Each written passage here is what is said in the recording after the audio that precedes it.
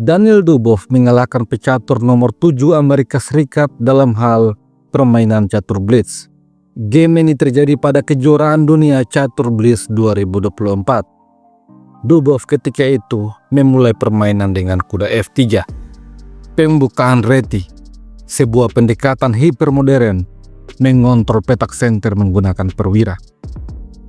Jeffrey Seong memainkan langkah konvensional D5, menempatkan pion di petak center.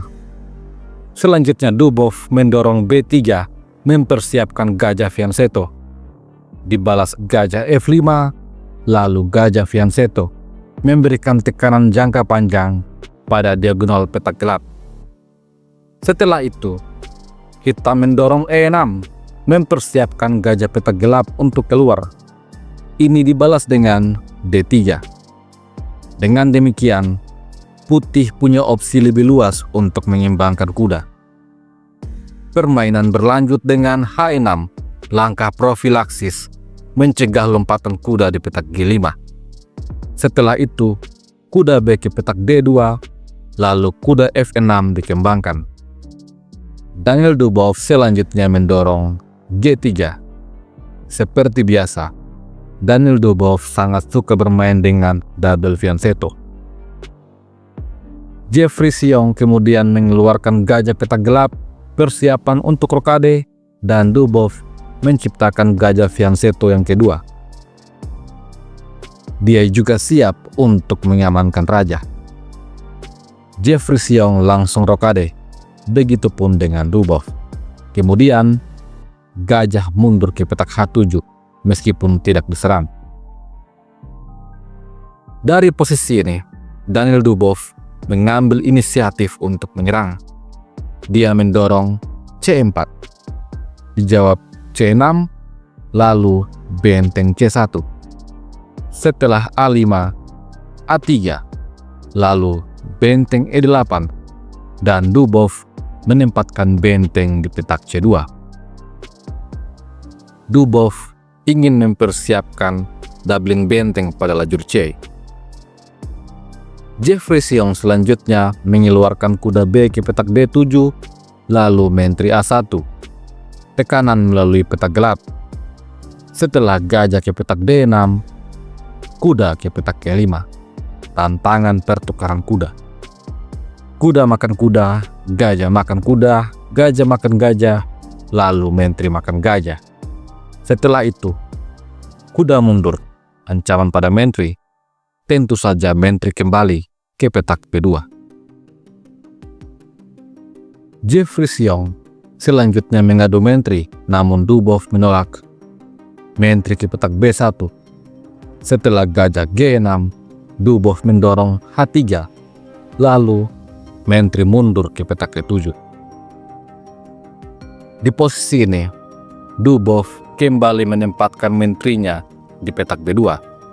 Selain memberikan tekanan pada diagonal petak gelap, langkah ini juga bertujuan untuk menjaga pion. Jeffrey Seong kemudian mengembangkan kuda F6, lalu Dubov menyusun benteng di lajur C. Setelah itu, menteri D6, pion makan pion. Pion E makan pion, membuka tekanan benteng pada pion E. Olehnya itu, kuda F3, sehingga benteng bisa menjaga pion. Jeffrey Seong kembali menarik mundur kudanya ke petak D7. Setelah itu, kuda D4. Menteri F6 memberikan shadowing pada menteri putih, dibalas dengan B4. Pion makan pion, pion makan pion, lalu benteng menekan pion.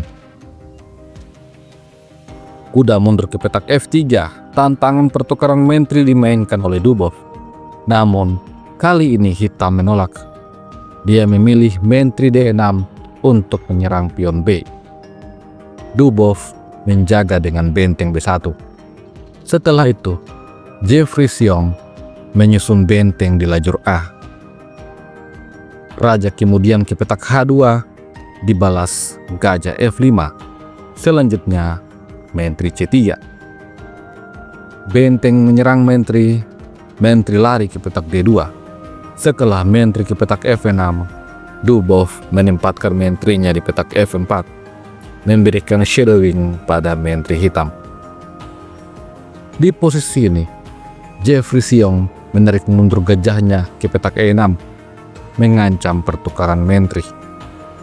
Akan tetapi, Dubov merespon dengan sangat baik. Kuda ke petak D4. Dengan langkah ini, Dubov bermaksud untuk menjebak hitam. Di posisi ini, langkah terbaik yang disarankan oleh engine adalah menteri makan menteri. Setelah pion makan menteri, lajur G memang akan menjadi setengah terbuka untuk putih. Namun menurut engine, hitam masih unggul. Akan tetapi pada game sesungguhnya, Jeffrey Sion ternyata betul-betul terjatuh dalam jebakan Dubov.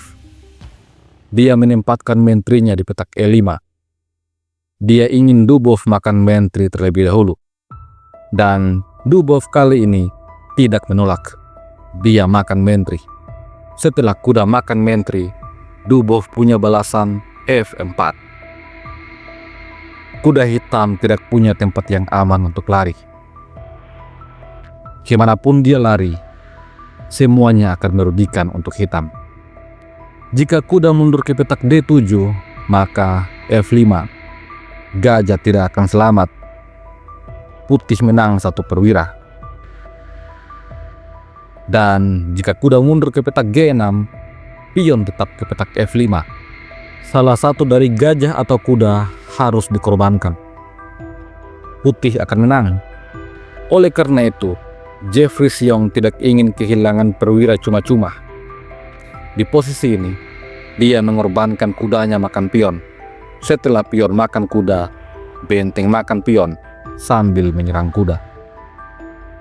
Meskipun unggul 1 perwira, hitam punya 2 pion lebih banyak. Namun di posisi ini, Daniel Dubov langsung membuat permainan menjadi lebih sederhana. Kuda makan gajah. Setelah pion makan kuda, Dubov mendorong B5. Dengan langkah ini, dia akan merusak struktur pion hitam. Hitam membalas dengan benteng ke petak A3, memberikan tekanan pada pion G. Namun Dubov mengabaikan. Pion makan pion. Setelah pion makan pion, benteng makan pion, memberikan tekanan pada pion E. Tentu saja jika benteng makan pion, maka putih juga akan makan pion, dan ini tidak akan memberikan arti apa-apa untuk hitam. Oleh karena itu, Jeffrey Sion memainkan benteng E3. Dengan langkah ini, dia berupaya untuk mempertahankan 2 pion pada petak center. Akan tetapi, Daniel Dubov tetap makan pion. Jeffrey Sion pun langsung menyerah. Jika benteng makan benteng, maka ada balasan gajah makan pion, sebuah pining. Kalaupun benteng menjaga kawannya, maka akan ada balasan pion F5. Benteng hitam tidak akan selamat. Hitam akan menang perwira dan juga menang 1 pion. Kemungkinan lainnya adalah benteng makan pion, namun gajah akan makan pion. Setelah benteng makan pion skak, raja G2, benteng A ke petak G3 skak, raja akan ke petak F2. Kemudian jika hitam mencoba memainkan benteng ke petak C3 berencana untuk mencari skakmat, maka ini akan dibalas dengan benteng E8 skak. Raja harus lari ke petak H7. Kemudian gajah melakukan skak, dan tidak ada tempat pelarian bagi raja. Pion G6 harus dimainkan. Setelah itu benteng B7 kembali skak. Setelah benteng menutup skak, benteng makan benteng. Putih menang.